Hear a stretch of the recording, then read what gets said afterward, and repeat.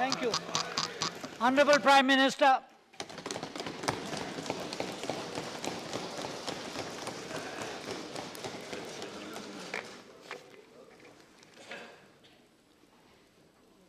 आदरणीय सभापति जी, आदरणीय राष्ट्रपति जी के उद्बोधन पर धन्यवाद प्रस्ताव पर यहाँ विस्तार से चर्चा हुई है। मैं भी आदरणीय राष्ट्रपति जी के अभिभाषण पर धन्यवाद प्रकट करने के लिए उपस्थित हुआ हूँ और इस सदन को भी प्रार्थना करने के लिए उपस्थित हुआ हूँ कि हम सब सर्वसम्मति से आदरणीय राष्ट्रपति जी के अभिभाषण को, इस धन्यवाद प्रस्ताव को पारित करें। चर्चा में सभी आदरणीय सदस्यों ने विस्तार से मार्गदर्शन किया है। मैं सबका आभारी हूँ। एक बात सही है कि ये सदन काउंसिल ऑफ स्टेट्स है। हम में से कई सदस्य ऐसे होंगे जब उस राज्य का प्रतिनिधित्व किया होगा तब उस राज्य की जनता का मूड एक होगा और आज उस राज्य की जनता का मूड दूसरा है। वहाँ राजनीतिक परिस्थितियां बदल चुकी हैं, जनता ने निर्णय बदले हैं और उस अर्थ में काउंसिल ऑफ स्टेट्स के हिसाब से उन राज्य की जो भावनाएं हैं, वहाँ की जो सरकार है उसकी भावनाएं हैं, जो कि वहाँ की जनता ने चुन करके बिठाई हैं, उसका प्रतिनिधित्व यहाँ होना बहुत आवश्यक भी है, स्वाभाविक भी है। हम किस दल के प्रतिनिधि हैं उससे ज़्यादा हम जिस राज्य का प्रतिनिधित्व करते हैं उस राज्य में आज व्यवस्था जो है उसका प्रतिनिधित्व उतनी ही हमारी जिम्मेवारी बनती है। और उस अर्थ में ये सदन जनमत का भी आदर करेगा। ये सदन जनता ने जो अपनी आशा अपेक्षाओं को लेकर के देश को सरकार दी है, उस सरकार का, उसके निर्णयों का आलोचना विवेचना के साथ भी देश को आगे बढ़ाने के लिए साथ सहयोग करना और साथ सहयोग लेना, ये हम सबकी मिलीजुली जिम्मेवारी है। और मुझे विश्वास है कि उस मिलीजुली जिम्मेवारी निभाने में हम पीछे नहीं हटेंगे। दूसरा, लोकतंत्र में न धमकियां किसी की चली हैं न चल सकती हैं।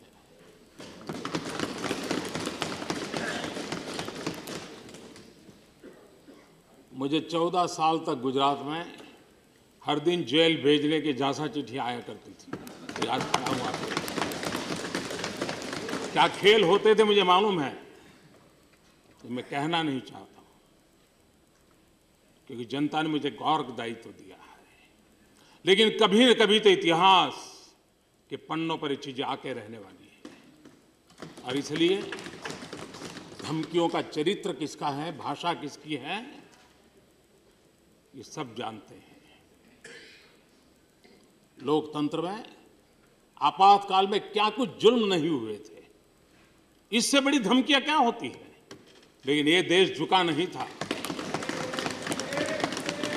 और इसलिए जो बातें कही नहीं गई हैं, कृपा करके ऐसी बातों को किसी के मुंह में न डाला जाए।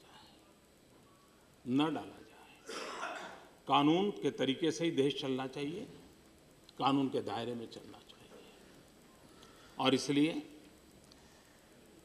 यहां पर यह भी बात होती है, कुछ नया नहीं है, योजनाएं पुरानी हैं। सवाल मैंने उस सदन में भी कहा था, इस सदन में मुझे दोहराना पड़ रहा है।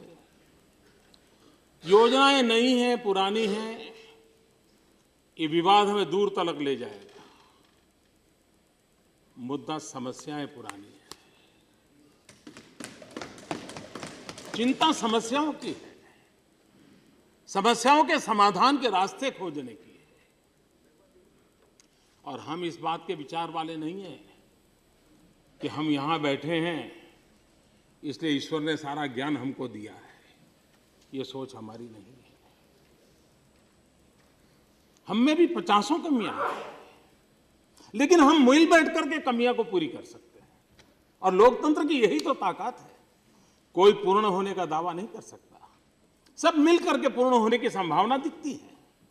और फिर भी शायद ईश्वर की इच्छा नहीं होगी तो कुछ कम भी रह जा सकता है। और इसलिए ये सोच हमारी नहीं है। इस सदन ने कभी ये नहीं सुना होगा, और मैं शायद सच निकलूंगा, इस सदन ने कभी ये नहीं सुना होगा कि ट्रेजरी बेंच पर बैठ करके जो आज वहां बैठे हैं उन्होंने कभी ये कहा हो कि इस देश को आगे बढ़ाने में किसी औरों का भी योगदान था। जो आजादी के आंदोलन की क्रेडिट किसी को देने को तैयार नहीं है, वो विकास की यात्रा में औरों के भागीदारी को कैसे स्वीकार करेंगे?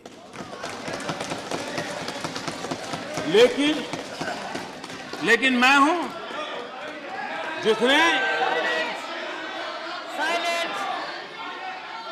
मैंने लाल किले पर से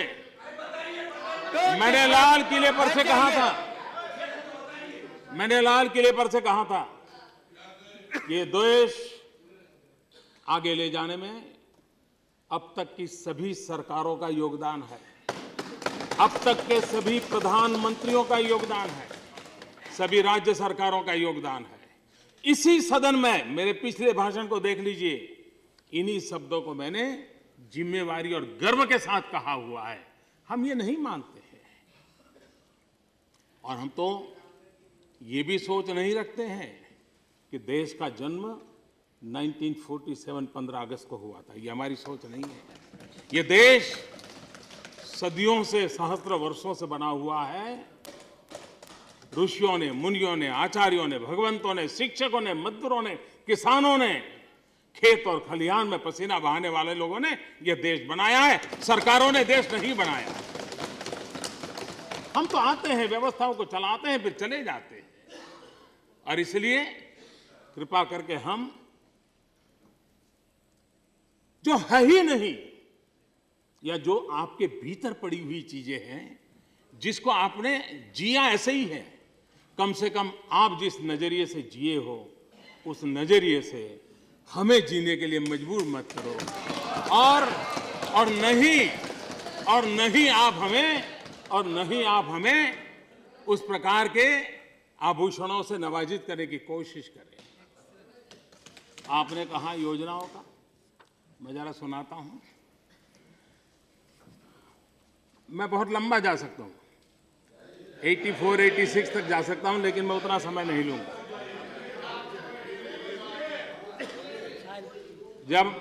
जब एनडीए सरकार थी, तब एक योजना थी, multipurpose national identity card project. आप आए, वो बन गई आधार UIDAI। वही योजना, नया रंग रूप। संपूर्ण ग्रामीण रोजगार योजना वाजपेयी जी के समय थी। Mahatma Gandhi national rural employment guarantee act आपके समय है। सुनना पड़ेगा। अटल जी के समय योजना थी freedom of information act. Atal ji के समय था फ्रीडम ऑफ इंफॉर्मेशन एक्ट। आप आए right to information act. Atal ji के समय था अंत्योदय अन्न योजना। आप आए national food security act. Atal ji के समय था सर्व शिक्षा अभियान प्लस 86 कॉन्स्टिट्यूशनल अमेंडमेंट। आप आए right of children to free and compulsory education act. Atal ji के समय था स्वर्णिम जयंती ग्राम स्वराज योजना। आप आए नेशनल रूरल लाइवलीहुड मिशन। अटल जी के समय था टोटल सैनिटेशन कैंपेन, आप आए निर्मल भारत अभियान। अटल जी के समय था insurance regulatory and development authority, आप आए pension fund regulatory and development authority act. Honorable members, please.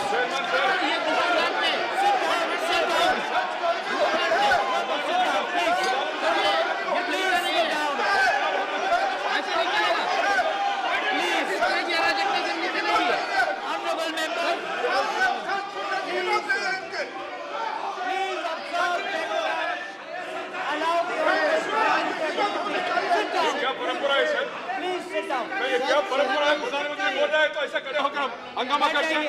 बैठ जाइए, बैठ जाइए। What is this? We heard Anand Sharma ji, हमने आनंद शर्मा जी को सुना शांति से, गुलाम नबी जी को सुना शांति से। गुलाम नबी जी, आनंद शर्मा जी बोल रहे थे, हम लोगों ने शांति से सुना है। Yes, मर्यादा होना चाहिए, देश का प्रधानमंत्री है, मर्यादा में काम नहीं करते। बैठ जाइए। सच कड़वा होता है। Please sit down. Truth is unpalatable. Please understand. Please do not disrupt. Allow the Honorable Prime Minister to proceed.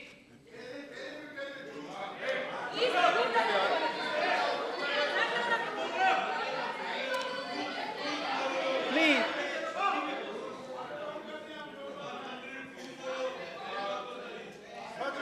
आदरणीय सभापति जी, बैठ जाइए।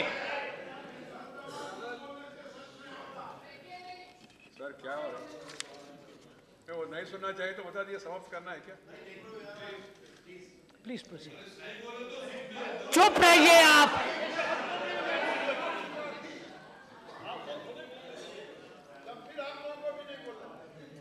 आदरणीय सभापति जी, यहाँ पर कुछ राजनीतिक बातें भी हुई हैं। ये भी कहा गया ये कौन है, वो कौन है, कितने हैं, वो है, काफ़ी कुछ कहा गया। मैं जरा सदन का इस बात की ओर ध्यान आकर्षित करना चाहता हूँ। हमें भी राजनीतिक जीवन में परसेप्शन के आधार पर निर्णय करने से कैसी गड़बड़ें होती हैं, वो आप जानते हैं कि आप कहाँ से कहाँ पहुँच गए हैं। और इसलिए सच्चाई की धरातल को भी राजनीतिक जीवन में समझना बहुत आवश्यक होता है। हमारे लिए भी आवश्यक होता है, आपके लिए भी आवश्यक होता है। सिर्फ परसेप्शन के आधार पर नहीं चल सकते। अभी मैं वेंकैया जी का भाषण सुन रहा था, वो कह रहे थे कि सबसे ज़्यादा किसान हमारे हैं, सबसे ज़्यादा दलित हमारे हैं, वगैरह वगैरह वो बता रहे थे। आप देखिए, आज लद्दाख तो बीजेपी रिप्रेजेंट करती है, तो कन्याकुमारी भी बीजेपी रिप्रेजेंट करती है। कच्छ अगर बीजेपी रिप्रेजेंट करती है तो अरुणाचल प्रदेश बीजेपी रिप्रेजेंट करती है, अरुणाचल बीजेपी रिप्रेजेंट करती है। और इसलिए आप कच्छ से लेकर अंडमान तक जाइए। कभी आप सोचते थे कि तो हिंदी बेल्ट के लोग हैं, आप देखते हैं हम साउथ में भी सरकार बनाने में कभी सफल रहे हैं। आप ये भी जानते हैं, कभी कभी ये भी हम पर आरोप लगाया जाता कि ये उच्च वर्ण के लोग ही इस पार्टी में हैं। मुझे देखने के बाद अब शायद अपना विचार बदलना पड़ा होगा। जहां पर ज्यादा आदिवासी जनसंख्या है, ऐसे जो कुछ राज्य हैं, उसमें से महाराष्ट्र हो, मध्य प्रदेश हो, छत्तीसगढ़ हो, झारखंड हो, राजस्थान हो, गुजरात हो, जहां मैक्सिमम आदिवासी राज्यों है, उनमें से ये राज्य है। और वहां पर आदिवासी समाज ने भारतीय जनता पार्टी को सत्ता दी है। आपको ये भी मालूम है कि गोवा,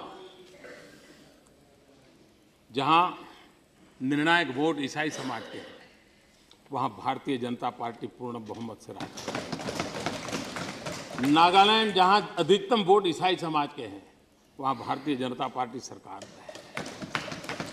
जम्मू कश्मीर, जहां पर मुस्लिम वोट निर्णायक है, वहां आज हम सत्ता में भागीदार हैं। पंजाब, जहां सिख समाज निर्णायक है, वहां हम कई वर्षों से सत्ता में थे।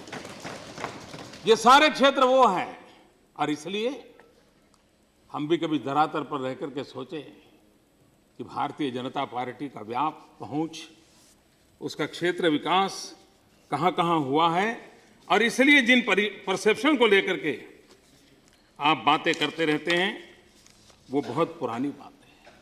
कभी कभार ये कहने को बड़ा सरल होता है। पुराने ज़माने में हमारे सीताराम जी के जो पूर्वज थे वो यही बताते थे लोगों को, देख वो गाड़ी चल रही है ना, उसमें पेट्रोल नहीं जल रहा है, तुम्हारा खून जल रहा है। ये डायलॉग सुने हैं हमने, बहुत सालों से सुने हैं, और उन्हीं डायलॉग पर आज भी हम चले। वक्त बदल चुका है, वक्त बदल चुका है, और इसलिए मैं जरा पूछना चाहता हूं, मेरा प्रधानमंत्री जी से उनकी सारी बात से सहमत होते हुए एक बात निवेदन करना चाहता हूँ। चाहे इनका राज है और चाहे आपका राज है, हिंदुस्तान के संविधान में जो कमज़ोर तबकों को विधानसभा और लोकसभा में तो वो आए हैं, वो इस तरफ पहले आते थे, हमारी तरफ आते थे, अब आपके साथ हैं। लेकिन हिंदुस्तान में बड़ी संख्या में जो सामाजिक विषमता को मिटाने के लिए जो हमारे संविधान में आर्थिक और सामाजिक विषमता बराबर के खेल हैं, सामाजिक विषमता के मामले में भारत सरकार के जितने भी विभाग हैं, चाहे एजुकेशन वाले, चाहे मेडिकल के किसी विभाग में देख लीजिए, यदि पिछड़ी जात से लेकर के दलित और आदिवासी लोगों की क्या दुर्गति है और कहाँ पहुँचे हैं वो, ये सामाजिक विषमता को यदि आप दृष्टि में नहीं रखेंगे तो यहाँ की संख्या से देश नहीं बदलेगा, हिंदुस्तान धरती से बदलेगा। और धरती की थोड़ी बहुत संख्या आएगी तो निश्चित तौर पर जो लोग आरक्षण से लाभ नहीं पा रहे हैं उनको आपके आने के बाद हम निवेदन करना चाहते हैं कि आप इस काम को कर सकते हैं। यही मैं आपसे कहना चाहता हूँ। शरद जी ने मेरे दिल की बात बता दी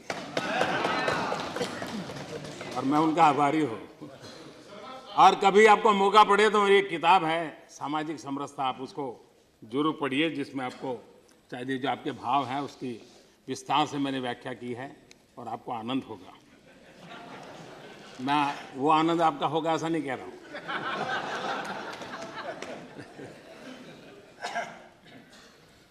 जो शरद जी ने बात कही है जिसका मैं स्वीकार करता हूँ, ये स्वच्छता अभियान क्या ये कॉरपोरेट के लिए कार्यक्रम है क्या, अमीरों के लिए है क्या? क्वालिटी ऑफ लाइफ के लिए हमारा हिंदुस्तान का गरीब तरस रहा है, झुग्गी झोपड़ी में रहने वाला तरस रहा है। क्या हम स्वच्छता नहीं दे सकते? और उस अभियान को जब मैं चलाता हूं तो मैं उस गरीब की आवाज सुनता हूं, माताओं बहनों के सम्मान की बात करता हूं। जनधन योजना, इस देश के गरीब के बैंक अकाउंट खुले, क्या ये कॉरपोरेट का कार्यक्रम है क्या? जनधन योजना, प्लीज, जनधन योजना, ये गरीबों के बैंक के खाते खुले हैं। ये न अमीरों का कार्यक्रम है न कॉरपोरेट वर्ल्ड का कार्यक्रम है। स्कूल में टॉयलेट, ये कौन सी स्कूल है जहाँ गरीब के बच्चे जाते हैं? सरकारी स्कूल जो गरीब के बच्चे जाते हैं, झुग्गी झोपड़ी में रहने वाले बच्चे जाते हैं, ड्राइवर का बेटा जाता है जिसको अब एस्पिरेशन है बच्चों को पढ़ाना है। टॉयलेट नहीं है, टॉयलेट की मैं बात कर रहा हूं, उसके लिए मैं लगा हुआ हूं। क्या ये अमीरों का कॉर्पोरेट वर्ल्ड का कार्यक्रम है क्या? मैं सॉइल हेल्थ कार्ड की बात कर रहा हूं, किस किसान के लिए? गरीब किसान के पास कम जमीन है, पर ड्रॉप मोर क्रॉप की मैं बात कर रहा हूं। क्यों? छोटा किसान है, जमीन कम है, उसकी उपज ज्यादा कैसे पैदा हो उसके लिए मशक्कत कर रहा हूं। क्या ये कॉर्पोरेट वर्ल्ड का कार्यक्रम है क्या? क्या ये अमीरों के खजाने में जाने वाला काम है क्या?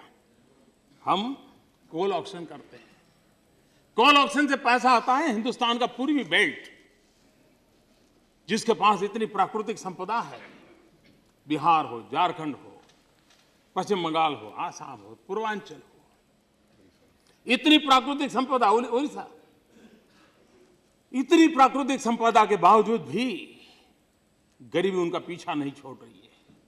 क्या उन राज्यों को गरीबी से बाहर लाना है कि नहीं लाना है?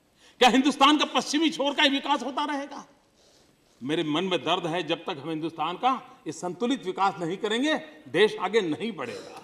और इसलिए कोल ऑक्शन से पैसा जाएगा वो इन्हीं राज्यों के पास जाएगा क्योंकि कोल उनके पास है और गरीबी के खिलाफ लड़ाई लड़ने के लिए, राज्य को आगे बढ़ाने के लिए उनको एक बहुत बड़ी ताकत मिलेगी। क्या ये अमेरिका के लिए हो रहा है क्या? ये क्या कॉर्पोरेट वर्ल्ड के लिए हो रहा है क्या? गंगा सफाई, इस देश की 40% जनसंख्या डायरेक्ट और इनडायरेक्ट रूप से गंगा के साथ जुड़ी हुई है आर्थिक दृष्टि से। गंगा सफाई किसी के लिए श्रद्धा का विषय हो सकता है, गंगा सफाई किसी के लिए एनवायरनमेंट का विषय हो सकता है, लेकिन गंगा सफाई एक बहुत बड़ा इकोनॉमिक प्रोग्राम भी है, एक आर्थिक चेतना जगाने वाली ताकत रखता है। ये वहां के इलाके के गरीब से गरीब लोगों की आर्थिक जीवन में बदलाव लाने का एक बहुत बड़ा साधन बन सकता है। ये सरकार आखिरी छोर पे बैठे हुए दरिद्र नारायण की सेवा करने के लिए अपने संकल्प को लेकर के चल रहा है। स्किल इंडिया, आनंद जी बता रहे थे, मैं बताना नहीं चाहता हूं कि कितनी कमेटियां बनी, कितने मिशन बने, कितने लोग आए, कितने लोग गए, मैं इसकी चर्चा नहीं करना चाहता हूं। लेकिन सारी दुनिया, समृद्ध से समृद्ध देश भी एक विषय पे फोकस करके काम कर रहा है, स्किल डेवलपमेंट। हम सबकी जिम्मेवारी है कि हम अच्छे ढंग से, हमारे पास डेमोग्राफिक डिविडेंड है। अगर डेमोग्राफिक डिविडेंड है, उसके पास भुजाएं हैं, तो उसके हाथ में हुनर भी चाहिए। सिर्फ भुजाओं से बात बनने वाली नहीं है, भुजाओं में हुनर भी चाहिए। अगर हुनर होगा तो मैं समझता हूं इस देश को नई ऊंचाइयों पर ले जाने में हमारे देश का नौजवान एक बहुत बड़ी ताकत बनकर उभरेगा। और इसलिए स्किल डेवलपमेंट हिंदुस्तान के सामान्य से सामान्य गरीब से 5वीं कक्षा पढ़ा छोड़ दिया, 3री कक्षा पढ़ा छोड़ दिया, उन बच्चों के लिए ये फोकस करने वाला कार्यक्रम है, उसको लेकर के हम चल रहे हैं। हाउसिंग फॉर ऑल, कि कौन लोग हैं जिसके पास घर नहीं है? ये कॉर्पोरेट है क्या? ये गरीब लोग हैं। गरीब को घर देने की कोशिश है। 3 करोड़ घर गांव में बनाने हैं, 2 करोड़ घर शहर में बनाने हैं। और 2022 भारत की आजादी का अमृत महोत्सव, हम इस सपने को पूरा करने के लिए आगे बढ़ सकते हैं? नहीं बढ़ सकते। और इसमें कोई राजकीय एजेंडा नहीं हो सकता है जी। जहां पर कांग्रेस रूल की सरकारें होंगी, हम उनको भी कहेंगे लीजिए, आइए मिलिए, अपन गरीबों को घर दें। ये इस सरकार उस सरकार का कार्यक्रम नहीं है, देश के गरीबों का कार्यक्रम है। और इसलिए हम उस चीजों को लेकर के चल रहे हैं। मैं मानता हूं कि हम गरीबों को लेकर के जिन बातों को कर रहे हैं, उसको अगर आगे बढ़ाने में आपका पूरा सहयोग रहेगा। आप देखते हैं, बड़े बुद्धिमान लोग तो अलग अलग एनालिसिस करते हैं, लेकिन इस पूरे बजट में 42% डिवोल्यूशन राज्य को जाना हमारे हिंदुस्तान की इकोनॉमी को अलग तरीके से देखने के लिए अब हमारे लिए भी, हमने भी सोचना होगा।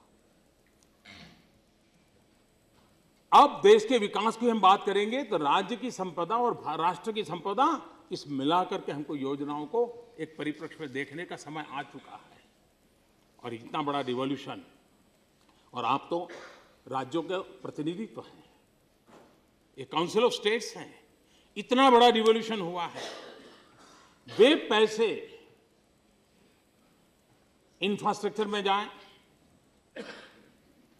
विकास में लगे, आप देखिए वहां की इकोनॉमी जनरेट होना शुरू हो जाएगा।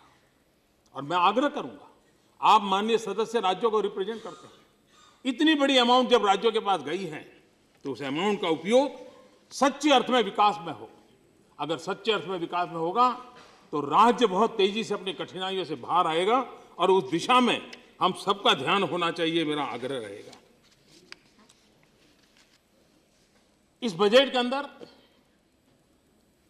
एक मुद्रा योजना की बात कही गई है, micro units development refinance agency. हम देखते हैं कि हमारे देश में सचमुच में देश की इकोनॉमी कौन चलाता है, इस पर अध्ययन नहीं हुआ है। इस देश के जो सामान्य लोग हैं वे रोजगार भी देते हैं, स्वरोजगार भी करते हैं, और देश की इकोनॉमी को भी चलाते हैं।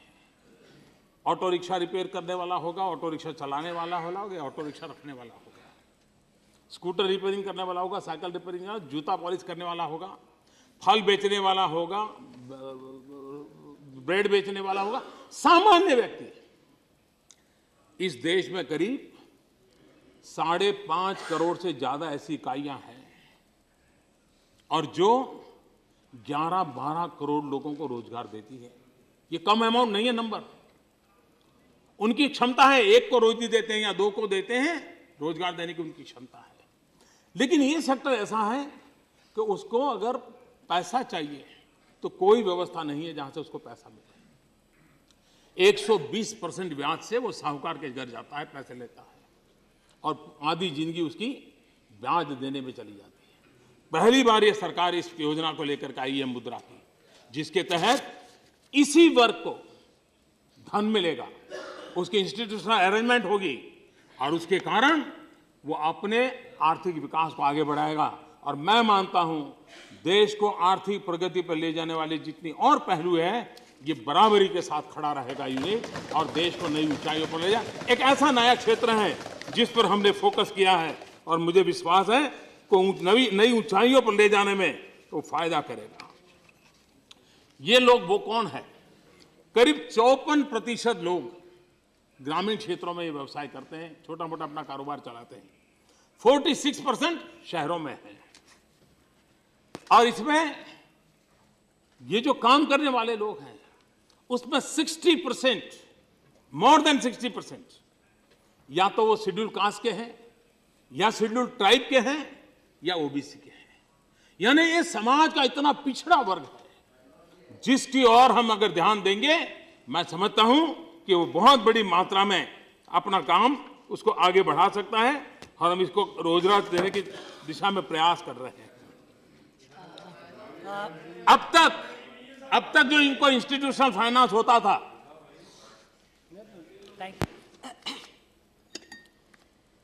माननीय सभापति जी, माननीय प्रधानमंत्री जी ने जो खास तौर से रोजगार के संबंध में जो सबसे ज़्यादा फ़ायदा वीकर सेक्शन के लोगों को होने का जो बताया गया है, तो इस संबंध में मेरा माननीय प्रधानमंत्री जी से ये कहना है कि परम पूज्य बाबा साहब डॉक्टर भीमराव अंबेडकर के अथक प्रयासों के कारण तो देश में SC, ST और OBC के लोगों को, पहले SC, ST के लोगों को, बाद में आर्टिकल 340 के तहत OBC के लोगों को मंडल कमीशन की रिपोर्ट के तहत इनको आरक्षण की सुविधा मिली, शिक्षा में, सरकारी नौकरियों में और राजनीति में। लेकिन दुख की बात यह है कि SC और ST के लोगों को जो आरक्षण की सुविधा मिल रही थी, तो इसमें खास तौर से जो पदोन्नति में जो इनको आरक्षण मिल रहा था तो वो इनका ख़त्म हो गया। और इसके अलावा इतना ही नहीं, तो इस वर्तमान सेंटर की गवर्नमेंट में बीजेपी के नेतृत्व में जो NDA की सरकार चल रही है, तो ये सरकार जो बार बार ये कहती है कि हम पूंजीपतियों का ध्यान नहीं रख रहे हैं, बड़े बड़े उद्योगपतियों का ध्यान नहीं रख रहे हैं, हम जो गरीब लोग हैं, वीकर सेक्शन है, उनका ध्यान रख रहे हैं। लेकिन इस सरकार में खास तौर से SC, ST के लोगों का बड़ा उत्पीड़न हो रहा है, क्योंकि जो और इस सरकार में बड़े पैमाने पर जो, एक मिनट भाई, आप मेरी बात तो सुन लीजिए।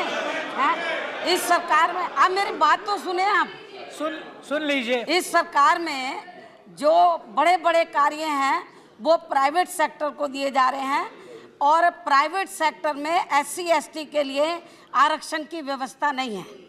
और जब तक आरक्षण की व्यवस्था प्राइवेट सेक्टर में नहीं होगी तो इन लोगों को जो आरक्षण का अभी तक लाभ मिल रहा था वो भी अब खत्म हो जाएगा। तो ये कहना सरकार की ओर से कि हम इन लोगों को, इनका उत्थान का ध्यान रख रहे हैं, इनको रोजगार दे रहे हैं, तो मेरा माननीय प्रधानमंत्री से ये कहना है कि क्या आप प्राइवेट सेक्टर में तो SC, ST के लोगों को आरक्षण की व्यवस्था करेंगे? तो यदि आप आरक्षण की व्यवस्था नहीं करते हैं तो मैं तो यही कहना चाहूंगी, you, मायावती जो जी। SC ST के लोगों को जो रिजर्वेशन की जो सुविधा मिल रही थी, तो ये Thank भी you. प्राइवेट आपने सेक्टर अपनी के बात कह जरिए ली। धीरे धीरे Thank you. खत्म की जा रही है। तो क्या ये Thank- पूंजीपतियों को बढ़ावा नहीं दिया जा रहा है? Thank क्या you. ये उद्योगपतियों को बढ़ावा नहीं दिया जा नहीं, रहा नहीं, मायावती है? जी, तो और thank यदि you. नहीं दिया, आप कहते बैठ- नहीं दिया जा रहा है, तो आप आप बैठ बताएं जाइए। माननीय प्रधानमंत्री जी, Please. जो SC ST वर्गों के लोगों को क्या प्राइवेट सेक्टर में रिजर्वेशन की व्यवस्था Thank you. करेंगे? Thank you. आप बताएं इसके बारे में। Thank you, thank you. Thank you. Please, no, I'm sorry. I am not allowing you. Sit down. Sit down, sit down. Sit down, please. Please, please sit down. Sit down. I would be compelled to take action against you. आदरणीय सभापति जी, ये वरिष्ठ सज्जनों का सदन है। यहाँ अनुभवी लोग हैं, तपस्वी लोग हैं, देश को बहुत कुछ दिया है, ऐसे लोग हैं। मैं बहुत नया हूँ, आप हमारी रक्षा कीजिए।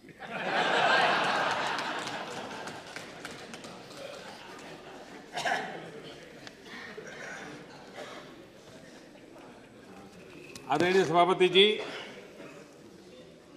125 करोड़ लोगों में से 29 करोड़ लोग, 29 करोड़ लोगों के पास लाइफ इंश्योरेंस है और केवल 19 करोड़ लोग ऐसे हैं जिनके पास एक्सीडेंटल डेथ कवर इंश्योरेंस का है।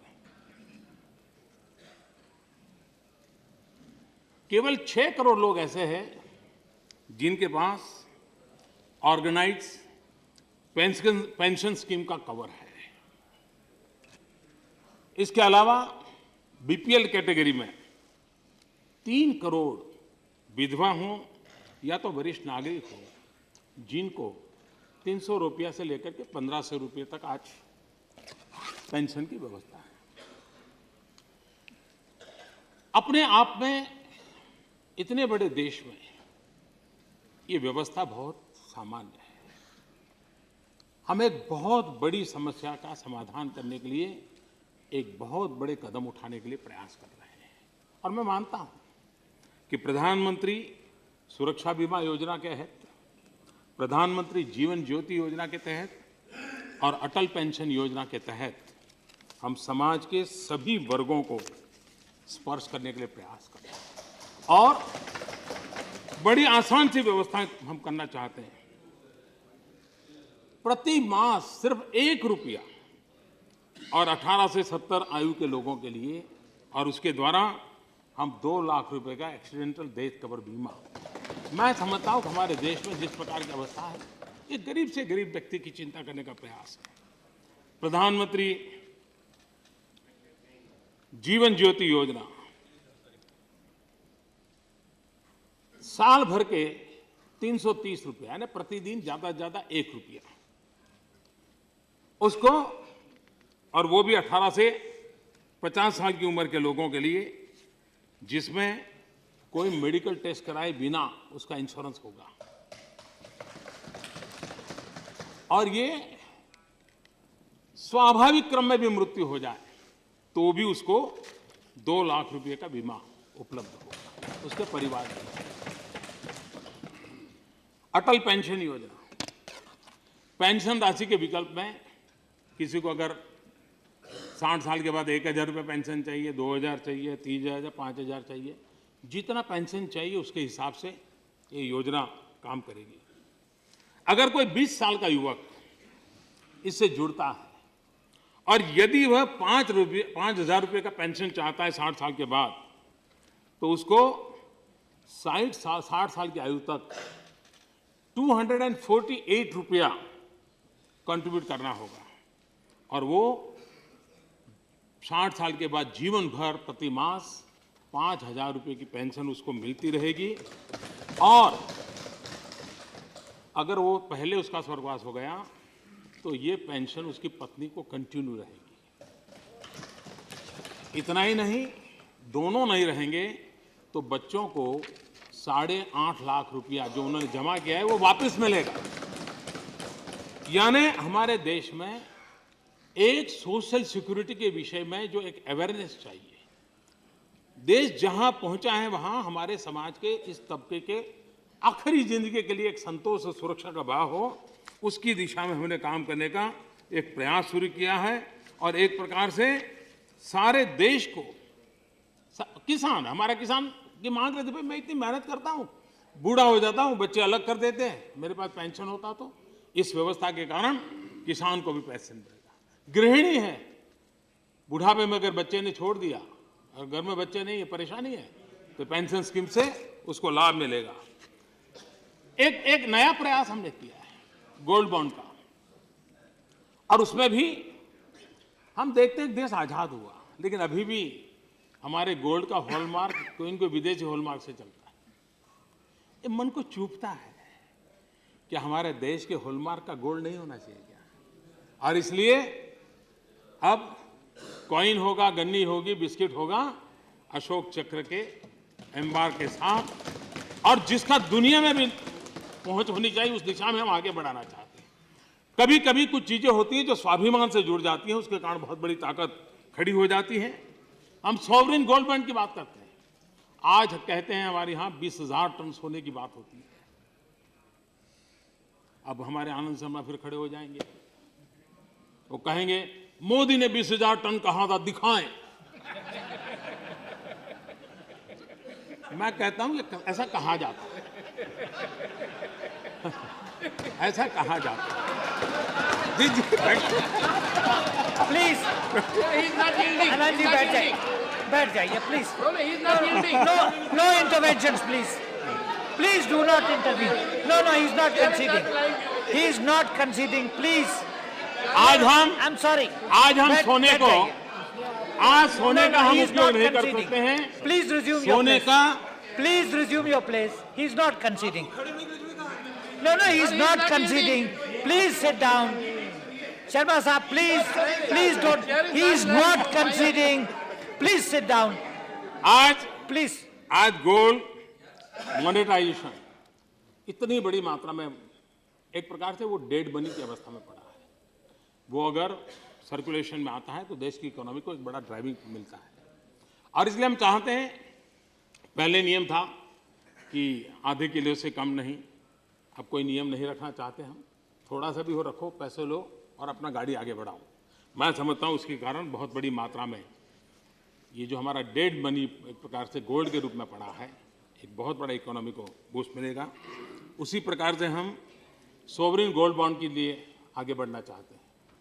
जरूरी नहीं कि आप मेटल प्रत्यक्ष लें, आप कागज के रूप में भी गोल्ड ले सकते हैं, और जब कागज वापस देंगे उस समय का जितना गोल्ड होता होगा वो आपको मिल जाएगा। एक प्रकार से इंपोर्ट एक्सपोर्ट की जो हमारे इम्बैलेंस रहता है उसको भी बैलेंस करने के लिए उसके कारण प्रयास होगा। एक ऐसी योजनाएं हैं जिसके कारण मैं समझता हूं कि काफी लाभ होगा। एक बात निश्चित है, देश में अच्छी स्थिति लाने के लिए अच्छी नीति की भी जरूरत है, अच्छी रीति की भी जरूरत है। अकेली नीतियों से भी परिणाम नहीं आएगा, अकेली रीति से ही नहीं आएगा। नीति और रीति का कॉम्बिनेशन चाहिए। नीति और रीति की पटरी पर ही विकास की गाड़ी आगे बढ़ सकती है। और इसलिए हमारी कोशिश यह है कि हम अपनी ऐसी कार्यशैली को विकसित करना चाहते हैं जिस कार्यशैली के द्वारा हम आगे बढ़ना चाहते हैं। यहाँ पर श्रीमान गुलाम नबी जी ने भी और श्रीमान आनंद जी ने भी अफसरों के तबादले को लेकर के बड़ी पीड़ा व्यक्त की, और मैं देख रहा हूं जैसे पानी में चना सूखता है ऐसे सूख रहे हैं ये लोग। इतना दर्द हो रहा है इनको कि ट्रांसफर हो गई। मैं जरा कहना चाहता हूं, उपदेश देने से पहले जरा हम भी आईने में देख लें अपने आप को। 2004 में आपकी सरकार बनी थी।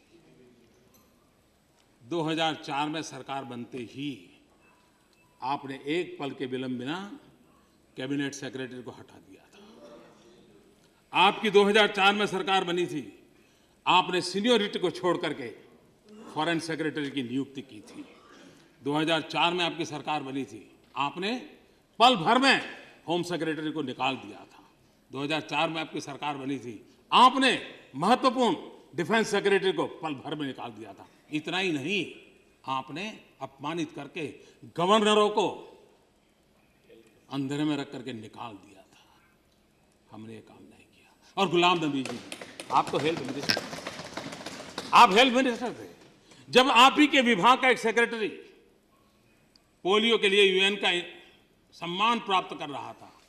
एक हाथ में यूएन का सम्मान चल रहा था और दूसरे हाथ में आपने निकाल दिया था। और इसलिए हम क्या क्या खोलना चाहते हैं तय करें। मैं नया हूं लेकिन खजाना बहुत बड़ा है, और इसलिए हम उस दिशा में जाना चाहते हैं कि नहीं जाना चाहते वो हम तय करें। और इसलिए हम कहते हैं कि भाई हमारी कोशिश ये है, गुड गवर्नेंस हमारा प्रयास है। यहां पर यह भी बात आई कि भाई कुछ हमारे समर्थकों के मुंह से भी आती है, कुछ हमारे प्रति अच्छा भाव रखने वालों का भी आता है, और कुछ विशेष प्रेम करने वालों का भी आता है।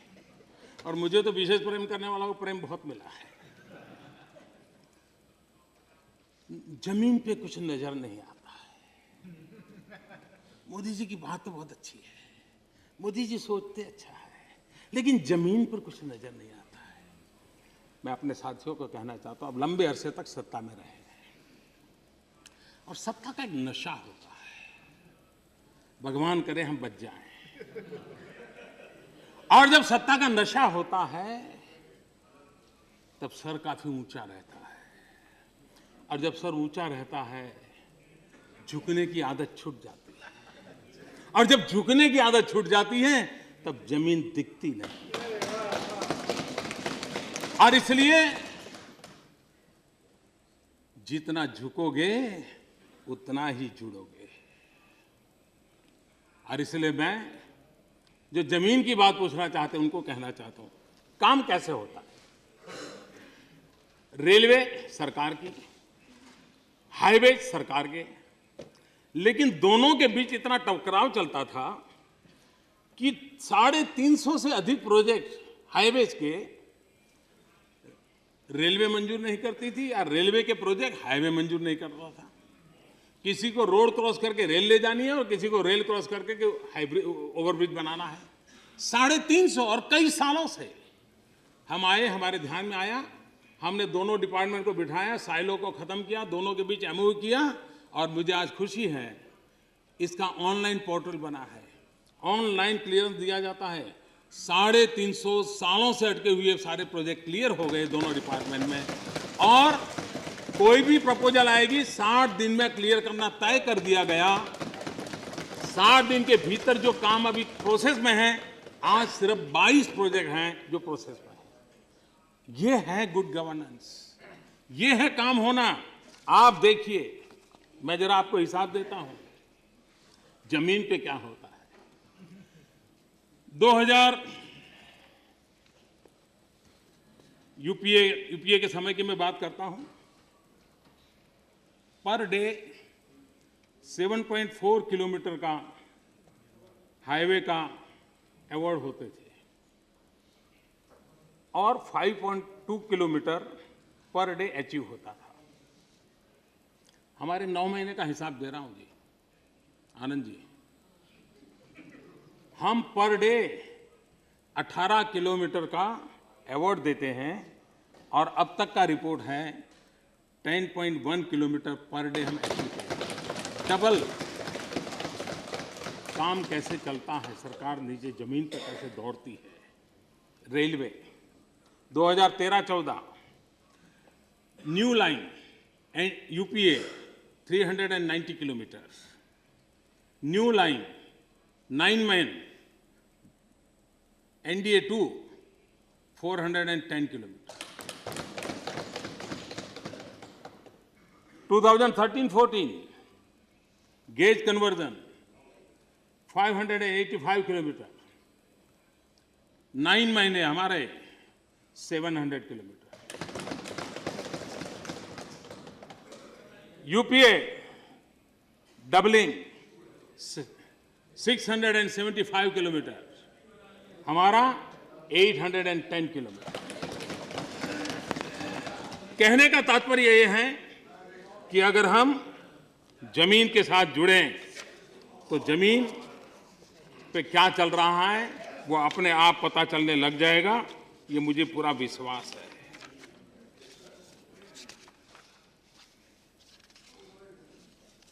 एक आदर्श ग्राम योजना, मुझे खास करके कुछ माननीय सांसदों का आभार भी व्यक्त करना है, उनका अभिनंदन करना है। करीब 660 सांसदों ने इस काम को आगे बढ़ाया है और बड़े मनोयोग से आगे बढ़ाया है। कुछ लोगों की जो मुझे जानकारी, ऐसे ही मुझे उल्लेख करना अच्छा लगता है, खास करके मैं आदरणीय मोतीलाल जी की बात करना चाहूँगा। मोतीलाल जी वोरा, मोहाली, उन्होंने उस गांव को इतना बढ़िया सा काम किया है जी, छत्तीसगढ़ में। उन्होंने सभी राशन कार्ड धारकों को जन धन के अकाउंट खुलवा दिए और खुद ने इंटरेस्ट लिया, आधार कार्ड से जोड़ दिया और सरकारी वितरण की दुकान की निगरानी और चौकसी कमेटियों का निर्माण किया है ताकि पीडीएस सिस्टम का लाभ गरीब से गरीब को मिले। ये आदरणीय मोतीलाल जी ने इस काम को लागू किया। यानी किस प्रकार से हमारे आदरणीय सांसद रुचि ले तो एक नया कामाख्या प्रसाद जोरहाट, उन्होंने आईसीडीएस और मिड डे मील उसकी निगरानी के लिए काफी परफेक्ट व्यवस्था बनाई ताकि बच्चों को अच्छा खाना मिले।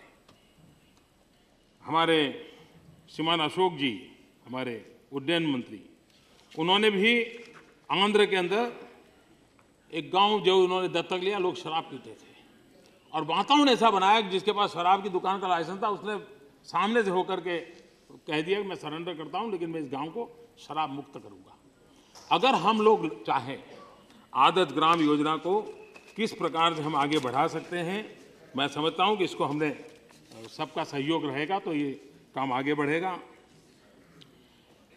लेबर के संबंध में आपको मालूम होगा कि कई वर्षों से हमारे मजदूर ने जो पसीना बहा है उसके करीब 27,000 करोड़ रुपीस, 27,000 करोड़ रुपीस, आप अमाउंट छोटी नहीं है, उसका कोई लेने वाला ही नहीं है। क्यों? तो किसी के 50 रुपया है, किसी के 100 रुपया है, किसी को 200 रुपया है और वो बेचारा मजदूरी एक जगह पे करता था, अब दूसरी जगह पे चला गया, वापिस वो 50-100 रुपये लेने के लिए जाना, उसके ज़्यादा जाने का खर्चा होता है और इसी के कारण कुछ लोग बेचारे का स्वर्गवास हो गया। कोई हिसाब किताब नहीं है, सरकारी खजाने में 27,000 करोड़ रुपया मजदूरों के पैसे पड़े हैं। हमने कोशिश की है एक योजना बनाने की, यूनिवर्सल अकाउंट नंबर, यूएएन। इस यूनिवर्सल अकाउंट नंबर के द्वारा लेबरर्स को वो कहीं पर भी जाएगा, वो इस अकाउंट के नंबर के साथ उसका जो भी मनी होगा वहां ट्रांसफर हो जाएगा। इसके कारण वो जो 27,000 करोड़ के भी उसमें उसका कोई हिस्सा पुराना पड़ा होगा वो भी उसको चला जाएगा। गरीब के हक का पैसा है, सरकार कहीं और लगाना नहीं चाहती, उन पैसों को हम वापस करना चाहते हैं और ये काम मैं समझता हूं धरती पर एक अच्छा काम इसके द्वारा हुआ है और इसका लाभ मैं जरूर मानता हूं मिलेगा। प्रधानमंत्री जन धन योजना की बहुत बात हुई है, मैं उससे के लिए और अधिक आपका समय लेना नहीं चाहता हूं। यहाँ पर एक चर्चा आई फर्टिलाइजर के संबंध में। आप जानते हैं 112 lakh metric ton, 112 lakh ton urea पिछली बार जो था, इस बार 117 लाख टन यूरिया का खाद बिक्री ऑलरेडी हो चुकी है और इसलिए उसमें भी कोई पीछे रहने का कारण नहीं है। हम बार बार मनरेगा की चर्चा करते हैं।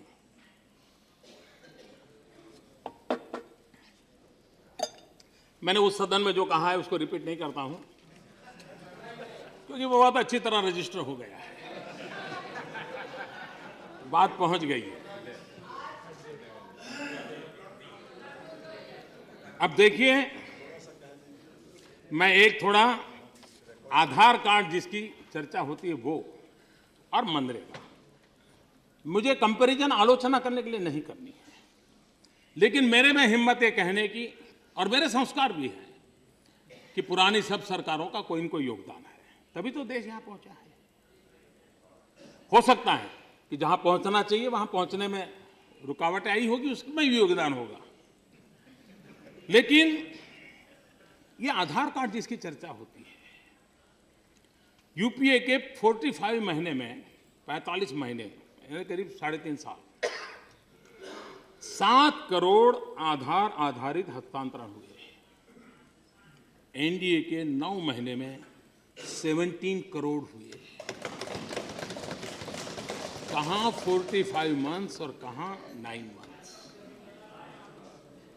यूपीए के 45 महीने में 5000 आधार नंबर मनरेगा के साथ लिंक किए गए। एनडीए के 9 महीने में 8 लाख उसके साथ जोड़ दिए गए। कहां 5000 45 महीने का और कहां 9 महीने का 8 लाख।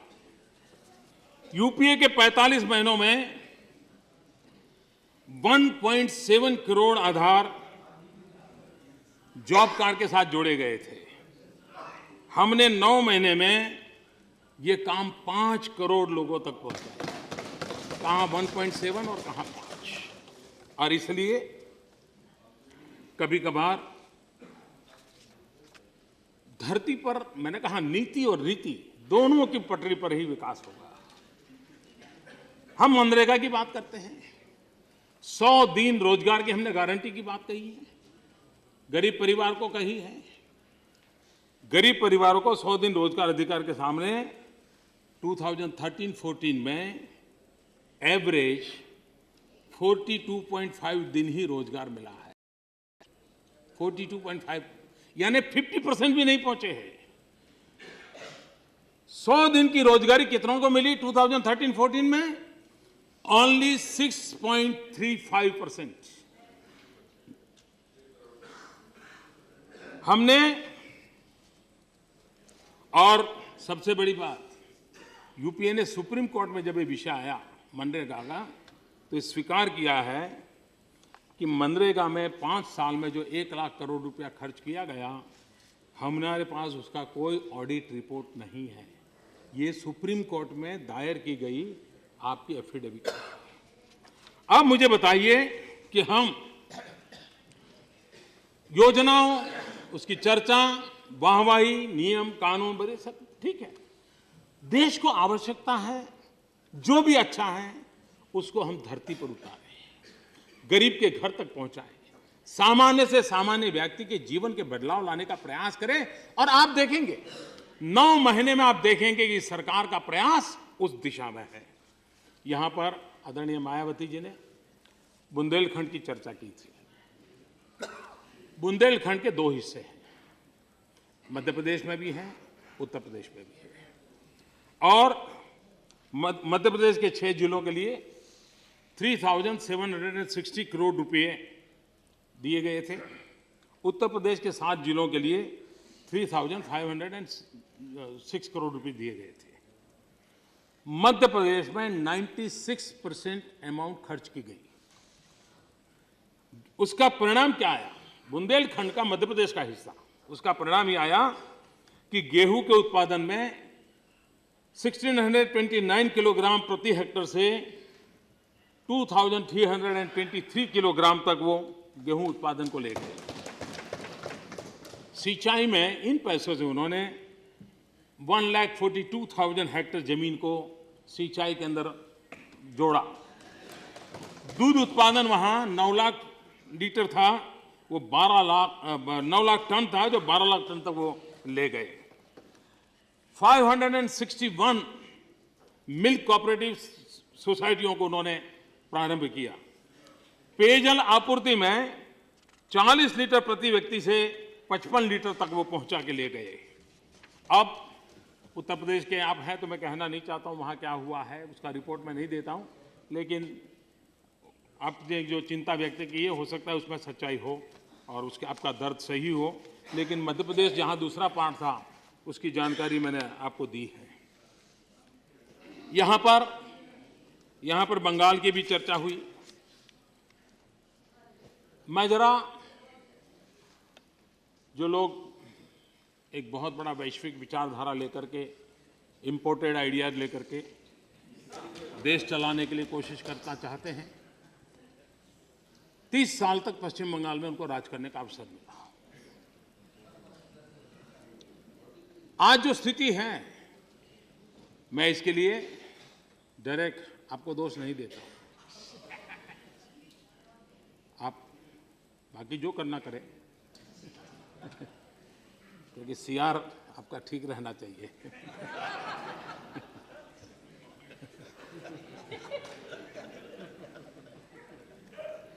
तीस वर्षों में पश्चिम बंगाल, जो कि कभी हिंदुस्तान में औद्योगिक एक्टिविटी का कैपिटल हुआ करता था, कलकत्ता देश की औद्योगिक राजधानी के रूप में उसकी पहचान थी, वो पूरा का पूरा नष्ट हो गया। कृषि विकास बहुत तेज गति से बढ़ने वालों में पश्चिम बंगाल था। 30 साल में वो माइनस तक पहुंच गया। इंडस्ट्रियल आउटपुट बंगाल का हिस्सा 1980 में 10% था, जो 4% आ गया। 1976-77 में कुल फैक्ट्रियां में से 7.6% बंगाल में थी, जो 2008-9 में सिर्फ 4% हो गई। Please, no, resume your place. Please do not intervene. Do not Agriculture intervene. growth. Please sit down. Agriculture growth, No, please sit down. 1966 Please to sit down. 76. Please sit down. 1966 sit to down. 76. Agriculture sit growth in down. Paschim Bengal Please sit was down. 17.3% की वृद्धि हुई थी और 2001-07 में 7.8% रह गई। 2007 में NSS national sample survey में पाया गया कि स्टारवेशन में स्थिति बंगाल में सबसे ज्यादा थी। 60% स्कूलों में बालिकाओं के लिए He's not conceding. 60% स्कूलों में He's not बालिकाओं के लिए फंक्शन टॉयलेट है, Please. जबकि नेशनल एवरेज He's not 75% है। Please, you, और इसलिए please, कल सीताराम जी ने please, कल एक बात please, सीताराम जी ने कही please resume your place. और उन्होंने कहा Please resume कि your Nokia place. Do not intervene. Chennai में Do not नोकिया का intervene. जो कारखाना है Please sit. वो बंद हो गया। He is not conceding. Please sit down. Please sit. Please sit down. Please sit down. Please sit down. आपको मौका मिलेगा, Please sit down. मौका मिलेगा, Please मौका मिलेगा sit Sitaram. down. Yachuri ji, please. Please do not. हमारे देश में No, this is job not good. Creation Please, ये हमारी आवश्यकता है please don't do this. Sit और down. जॉब क्रिएशन की दिशा में हम जितना आगे बढ़ सके, और अगर जॉब क्रिएशन में आगे बढ़ना है Please resume. तो हमें मेक इन इंडिया के मंत्र को आगे बढ़ाना पड़ेगा, You know the procedure. Infrastructure को आगे बढ़ाना पड़ेगा, You know the और procedure. Infrastructure Please sit down. जितना तेज गति से आगे बढ़ेगा, Please sit down. रोजगार की संभावनाएं बढ़ेगी, No, और रोजगार की संभावनाओं को बढ़ाने के लिए Please sit down. हमने Please इंफ्रास्ट्रक्चर sit को down. बल देना चाहिए। No, कल you- श्रीमान सीताराम जी ने You- चेन्नई में You know the नोकिया की जो procedure. फैक्ट्री Please बंद हो resume गई, your place. उसकी चिंता व्यक्त की थी। 25,000 You know लोगों the का जॉब procedure चला very गया, well. उसकी No, no. चिंता व्यक्त की थी। You और इसलिए मैं चाहता हूं, बैठ जाइए. पिछली बार जो Please. उन्होंने चिंता व्यक्त की थी, और इसलिए मैं कहना चाहता हूं कि नोकिया की जो फैक्ट्री बंद हो गई है, इस सरकार के कारण नहीं हुई है, पिछली सरकार के कामों के कारण उसका परिणाम हुआ है।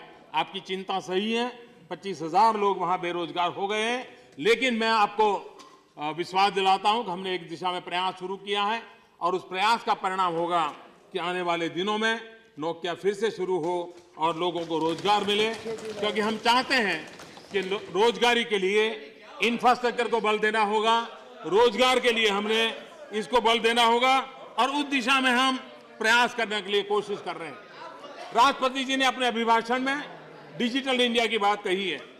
आदरणीय सभापति जी, ये बात सही है कि किसी समय एक थियरी दुनिया में चलती थी, हैव्स एंड हैव नॉट की। मैं समझता हूं आने वाले दिनों में डिजिटल डिवाइड भी गरीबी और पिछड़ेपन का एक कारण बन सकता है, और इसलिए हमने कभी भी देश में डिजिटल डिवाइड की स्थिति पैदा नहीं होनी चाहिए, और डिजिटल डिवाइड पैदा ना हो, सबको समान रूप से आज जो नया वर्ल्ड क्रिएट हुआ है, उसमें गरीब से गरीब व्यक्ति का भी भारत के पास आज करीब 90 करोड़ से ज्यादा मोबाइल फोन है, देखते ही देखते 100 करोड़ तक पहुंच जाएंगे। हम मोबाइल गवर्नेंस की ओर जाना चाहते हैं। गरीब से गरीब व्यक्ति को भी मोबाइल पर इसकी व्यवस्था कैसे मिले, और उसके लिए उसी प्रकार से डिजिटल इंडिया की जब बात करते हैं साहब, नॉर्थ ईस्ट में जहां के नौजवानों को अंग्रेजी अच्छी तरह बोल सकते हैं, अंग्रेजी भाषा में पढ़े लिखे हैं, क्या हमारे बीपीओ सेंटर्स हैदराबाद, बेंगलोर, मुंबई, चेन्नई, अहमदाबाद ही चलने चाहिए कि हमारे नॉर्थ ईस्ट के इन नौजवानों के पास भी जाने चाहिए? हमारी कोशिश ये है कि उस दिशा में हम जाएं ताकि हमारे नौजवान को भी हम रोजगार की व्यवस्था करें। ब्लैक मनी के संबंध में सबने काफी चिंता जताई है। यही एक विषय है जो कुछ समय पहले कोई छूने को तैयार नहीं था, बोलने को तैयार नहीं था, हम ही बोलते रहते थे, और उस समय अनेक प्रकार के आंकड़े आते थे। और मैं मानता हूं कि जिस समय सुप्रीम कोर्ट ने कहा एसआईटी बनाओ 2011 में, अगर उसी समय एसआईटी बना देते, उसी समय कार्यवाही शुरू करते, तो जो सपना हम देख रहे हैं कि इतने रुपये आते और इतने रुपये जाते, ये संभव होता। लेकिन वो समय इसलिए नहीं किया गया एसआईटी, किसी को बचाने का इंटरेस्ट था। अगर उस समय एसआईटी बन जाती और उस समय प्रक्रियाएं हुई होती, तो ये रुपये आने जाने का जो समय मिला है वो समय नहीं मिलता। और मैं मानता हूं अभी भी देश ने एक एक पाई वापस लानी चाहिए। हम काले धन के लिए आवश्यक जो भी कानूनी व्यवस्था करनी चाहिए करते हैं। इतना ही नहीं, G20 समिट की बात हो, स्विट्जरलैंड के साथ डायलॉग की बात हो, अमेरिका के साथ एमओयू करने की बात हो, दुनिया के देशों के साथ इंफॉर्मेशन एक्सचेंज के लिए हम एमओयू करते चले जा रहे हैं। एक के बाद एक नए देश जुड़ रहे हैं, क्योंकि इंफॉर्मेशन के बिना लड़ाई नहीं लड़ पाएंगे।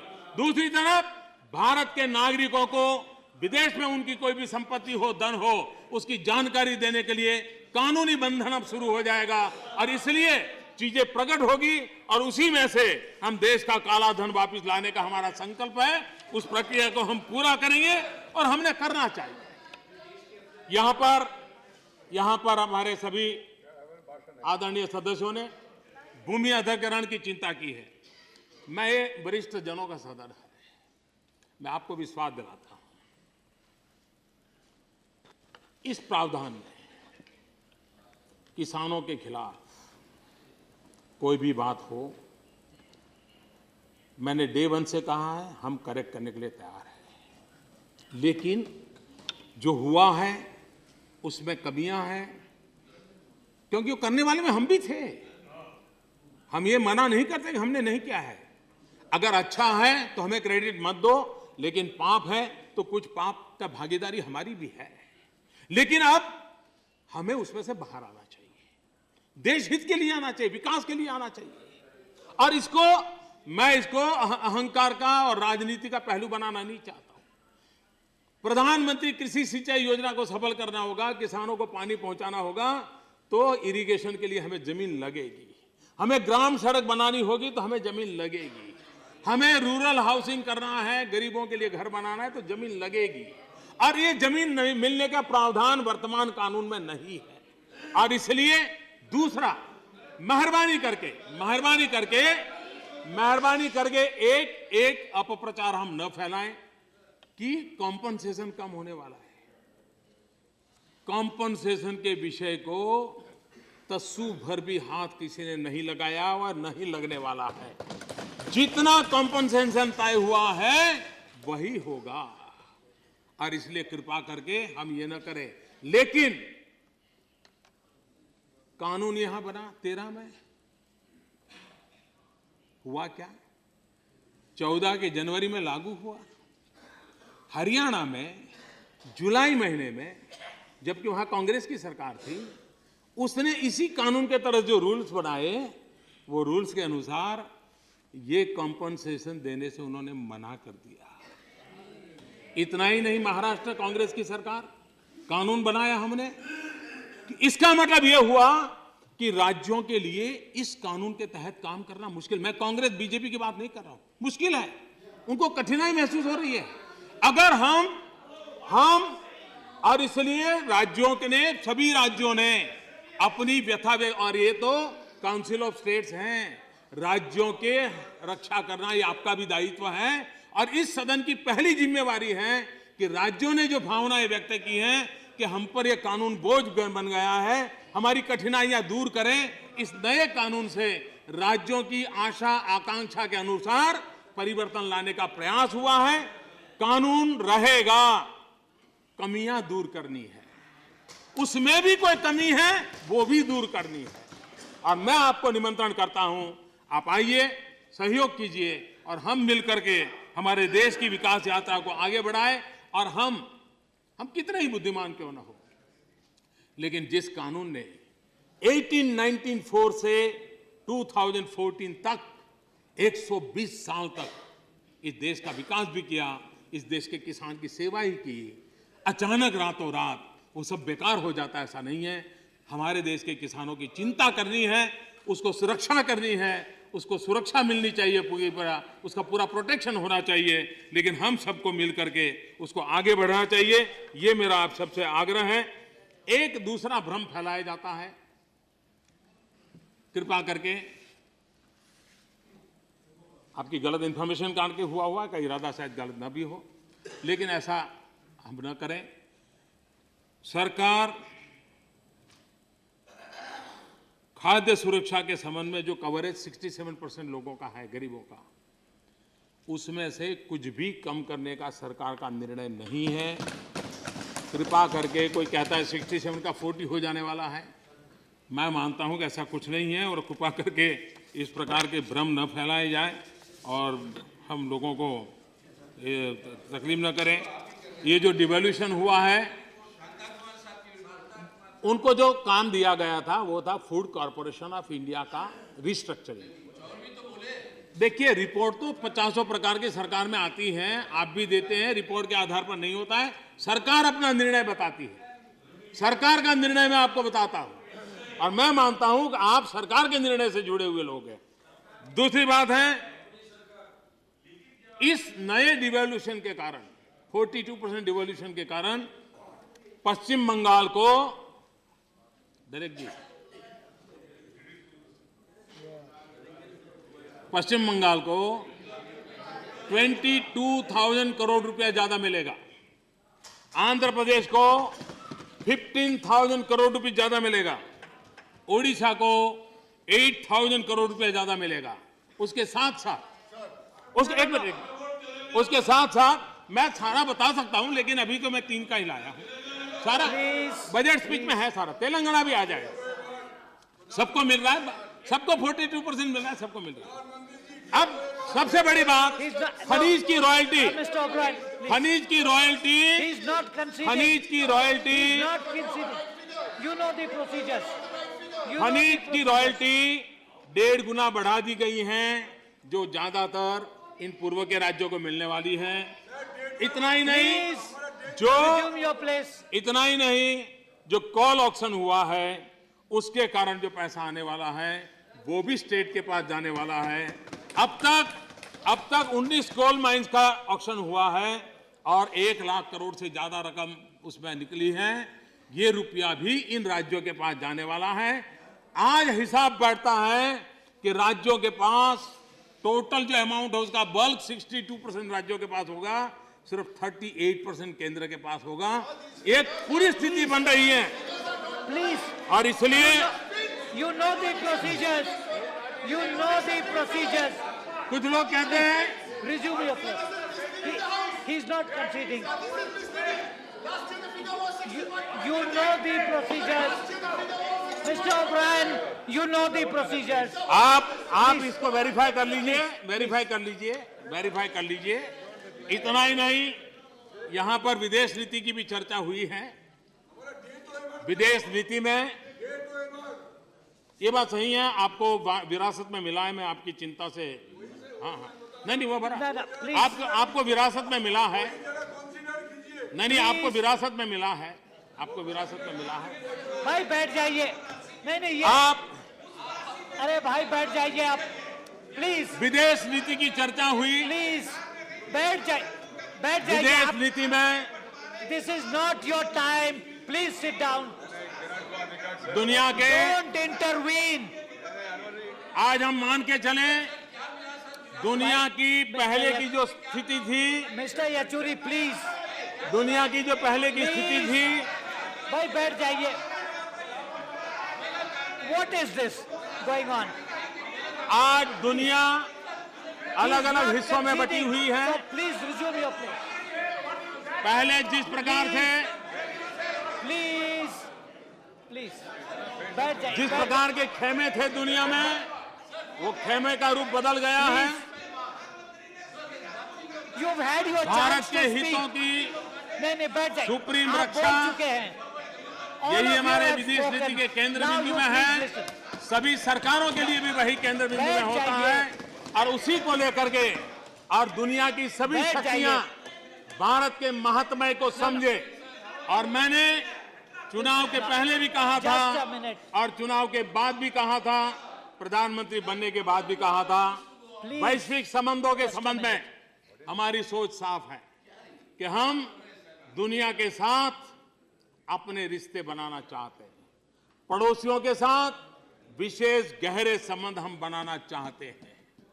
और हमने ये भी कहा था कि हम दुनिया के साथ अपने रिश्ते बनाएंगे, दुनिया के साथ मिलजुल करके आगे बढ़ेंगे, लेकिन हम आंख झुका करके जीना पसंद नहीं करते और आंख दिखा करके भी दुनिया के संबंध नहीं बनते हैं. इसलिए हमारा रास्ता है आंख मिला करके दुनिया में भारत का स्थान पाना. उसी दिशा में हम प्रयास कर रहे हैं. और आप सबको खुशी होगी, अभी अफगानिस्तान से फादर प्रेम का वापिस आना आतंकवादियों के कब्जे से, ये छोटी घटना नहीं है. और पिछले 9 महीने में दुनिया के भिन्न भिन्न देशों में फंसे हुए 12,000 से ज्यादा हिंदुस्तानियों को वापस लाया गया. हमारे केरल की हमारी नर्सिस बहनें आतंकवादियों से वापस क्या होगा, सबके लिए सांस अद्दर हो गए थे, वो वापस लाने में सफलता मिली है. और इतना ही नहीं, टिकट देकर के यहां तक लाना और उनके होम स्टेट तक जाने के लिए विमान की टिकट देने तक का प्रबंध इस सरकार ने किया है. और इसलिए विश्व में भी रहने वाले दूसरी एक व्यापक चर्चा जम्मू कश्मीर को लेकर के हुई है. मैं इस सदन को विश्वास दिलाना चाहता हूं, मैं इस सदन को विश्वास दिलाना चाहता हूं और मैं 125 करोड़ देशवासियों को भी विश्वास दिलाना चाहता हूं. जम्मू कश्मीर में जो सरकार बनी है, ये कॉमन मिनिमम प्रोग्राम के आधार पर बनी है और सरकार चलेगी कॉमन मिनिमम प्रोग्राम के आधार पर. किसी के बयान से हम उसका समर्थन कतई नहीं कर सकते. आतंकवाद के संबंध में जीरो टॉलरेंस पॉलिसी के साथ ये सरकार आगे बढ़ेगी. और इसलिए और हम कहीं पर भी कोई बयान दे और हम यहां पर उसके जवाब देते रहेंगे तो मैं समझता हूं कि हम सही दिशा में नहीं जाएंगे. हमारी नीतियां, हमारी योजनाएं क्या है, उसी योजनाओं को लेकर के हम चल रहे हैं. और इसलिए ऐसी बातें मैं साफ बात कहूं कि कश्मीर के मतदाताओं ने न सिर्फ लोकतंत्र की आन बान शान को बढ़ाया है, लेकिन जो दुनिया भर में भ्रम फैले हुए थे कश्मीर के बाबत में, इन सारे भ्रमों को निरस्त करने का काम सर्वाधिक मतदान करके कश्मीर के मतदाताओं ने पूरा किया है. और इसलिए हिंदुस्तान जिस बात की वकालत पिछले 50 साल से कर रहा था, उसको थप्पा मारने का काम कश्मीर के नागरिकों ने किया है. हम उनकी जितनी बधाई करें उतनी कम है और मैं उनका, कश्मीर के नागरिकों का अभिनंदन करता हूं. और हमारा भरोसा कश्मीर के नागरिकों के प्रति है और कश्मीर के नागरिकों के भरोसे के प्रति हम देश की एकता, बैठ जाइए. हम देश की एकता और अखंडता के साथ, हम देश की एकता और अखंडता के साथ प्रतिबद्ध ऐसे लोग हैं. और इसलिए मैं फिर एक बार इस सदन के माध्यम से, आदरणीय सभापति जी आपके माध्यम से संपूर्ण राष्ट्र को विश्वास दिलाना चाहता हूं कि कश्मीर के लिए हिंदुस्तान के सदनों ने जो प्रस्ताव पारित किए हुए हैं उसको लेटर एंड स्पिरिट से फॉलो किया जाएगा, उसमें कोई कॉम्प्रोमाइज नहीं किया जाएगा। यह मैं विश्वास दिलाता हूं देशवासियों को। मैं फिर एक बार सदन को प्रार्थना करता हूं कि हम सब मिलकर के सर्वसम्मति से राष्ट्रपति जी के अभिभाषण जी को धन्यवाद प्रस्ताव पारित करें, और मैं सबका धन्यवाद करता हूं। This concludes the. दो चीजों का माननीय I don't think there is. why not? Yes. मैं अभी प्रधानमंत्री के भाषण के बाद कोई